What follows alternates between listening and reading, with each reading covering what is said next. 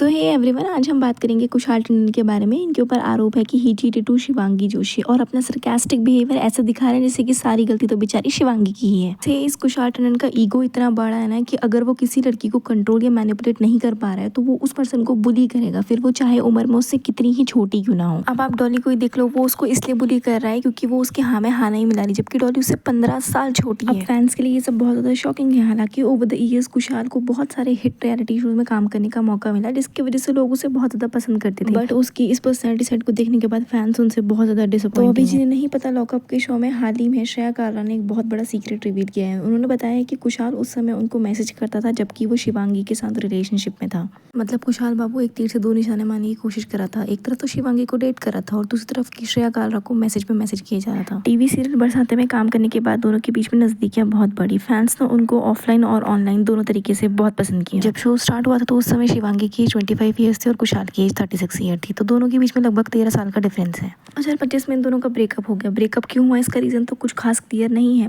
But अब lockup के season में श्रेया ने ये क्लियर कर दिया कि उन दोनों के बीच में ब्रेकअप क्यों हुआ।